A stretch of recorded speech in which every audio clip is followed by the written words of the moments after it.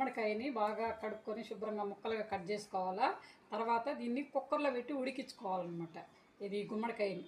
ఆ తర్వాత ఆ గుమ్మడికాయకి మనం ఏమేమి వాడతామో చూపిస్తాం అనమాట. పాతకాలం రోజుల్లో మా అమ్మ చక్కెర వేసేది, నేనైతే ఈరోజు బ్రౌన్ షుగర్ అయితే వాడుతున్నాను. ఇదిగో చూడండి, మనకు రుచికి సరిపడేటువంటి అంత తీసుకోవాలా. తర్వాత ఏమంటే పాలు, మిల్క్, తర్వాత జీడిపప్పు, బాదం పప్పు, తర్వాత ఎలాచి, వీటన్నిటిని కలిపి నేనైతే గుమ్మడికాయ హల్వా అయితే చేస్తాను.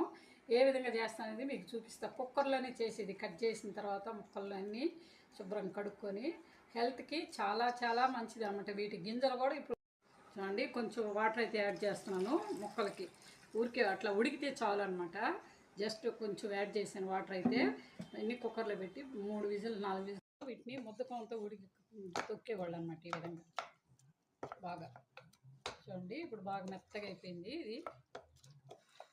చూడండి ఎంత వేడివేడిగా ఉంది మన హల్వా అయితే. భలే బాగుంటుంది, హెల్త్కి కూడా చాలా మంచిది అనమాట. చూడండి దీంట్లోకి ఇప్పుడు నేను బ్రౌన్ షుగర్ అయితే యాడ్ చేస్తాను అనమాట. 1 కప్పు బ్రౌన్ షుగర్ యాడ్ చేస్తున్నాను. చూడండి 1 కప్పు బ్రౌన్ షుగర్ యాడ్ చేస్తున్నాను. ఇప్పుడు పాలు యాడ్ చేస్తున్నాను. చూడండి చూడండి ఈ విధంగా కలుపుకోవాలా వీటిని. హల్వా అయితే పాతకాలం పద్ధతుల్లో అనమాట నేను చేసింది. మా అమ్మ వాళ్ళు ఈ విధంగా చేసేవాళ్ళు అనమాట.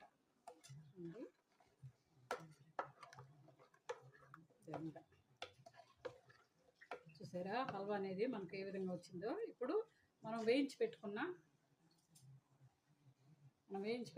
జీడిపప్పు, బాదము, కిస్మిస్ వీటిని కూడా యాడ్ చేస్తున్నాను. చూడండి నెయ్యితో కూడా బాగా నెయ్యిలో వేయించుకున్నాం కాబట్టి నెయ్యి కూడా యాడ్ చేసేస్తున్నాం ఒకేసారి. ఈ నెయ్యిని దాంట్లోకి యాడ్ చేస్తున్నాం. కొంచెము ఎలాచీ పౌడరు. చూడండి హల్వా అయితే ఎంత బాగుందో చూడండి, ఏ విధంగా ఉందో మన హల్వా అయితే. టేస్ట్ అంత బాగుంటుంది అన్నమాట.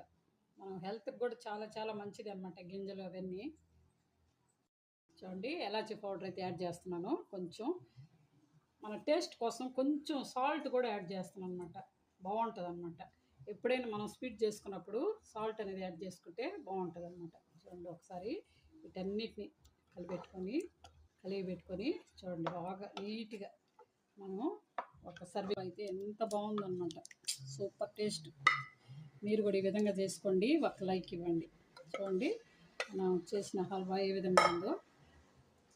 అంటే గుమ్మగుమ్మలాడిపోతుంది అనమాట హల్వా అయితే. ఇప్పుడు నేను దీన్ని టేస్ట్ చేస్తాను ఏ విధంగా ఉందనేది.